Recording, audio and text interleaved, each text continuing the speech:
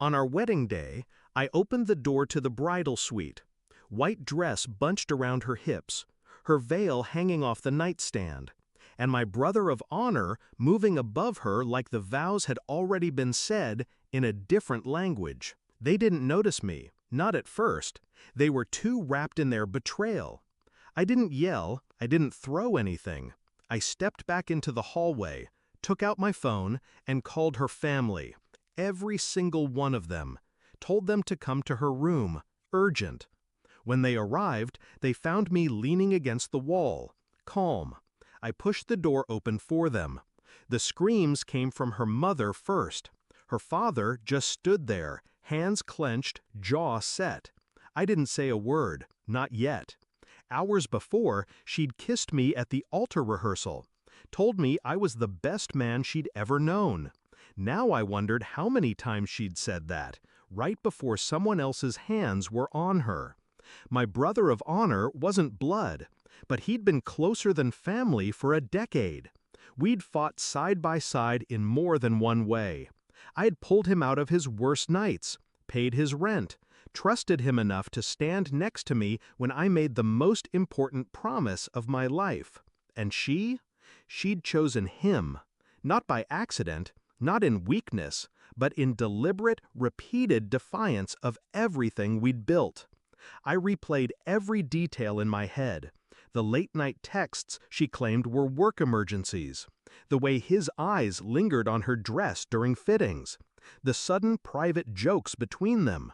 I'd noticed, but I told myself it was nothing.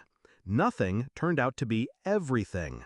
The night before the wedding, I'd left my phone recording in her room. A gut feeling, something between curiosity and dread, told me I needed to.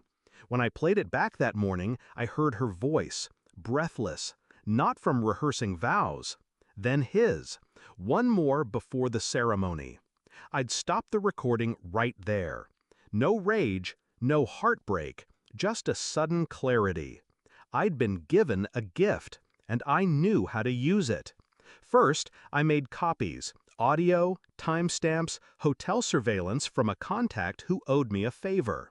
Then, I placed the USB drives into sealed envelopes. One for her father, one for her mother, one for the head of her family's business, the man whose opinion she feared more than any god. I didn't want her gone in shame. I wanted her surrounded by it. When the chaos in the room calmed enough for her to speak, she turned to me, tears in her eyes. "It's not what it looks like." I handed her father the envelope. "Open it," I said. He did. The room filled with their voices. Her laughter, his low groans. She froze. My brother stared at the floor. Her father's face went cold. Her mother backed away like my fiancé had turned into something contagious. I said nothing, because they were saying everything for me. I walked over to her. She looked at me like I might still forgive her, like there was a chance this could be smoothed over before the guests noticed. I leaned close enough for only her to hear. "This isn't the end of the wedding," I said. "It's just the change of cast." Confusion flickered across her face, right before her father told her to pack her things and leave. I turned to the stunned crowd at the door. "Please stay. The reception will go on." Then I looked at my brother of honor. "You can go with her, or you can face the rest of the guests and explain why your suit's on the floor." He left without a word. She followed. The wedding continued. Not for love, for control. The toasts were different now. People whispered. Eyes darted toward the empty seat beside me. I didn't care. In the end, I wasn't robbed of a wife. I was spared one. I walked out that night without looking back. The music still played, the wine still poured. Her family would never forget the humiliation. She would never escape it. And I would never need to raise my voice to make it happen. Sometimes you don't destroy people by fighting them.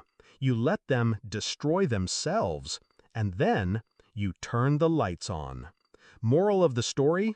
When betrayal comes dressed as love, the most devastating revenge isn't rage, it's exposure.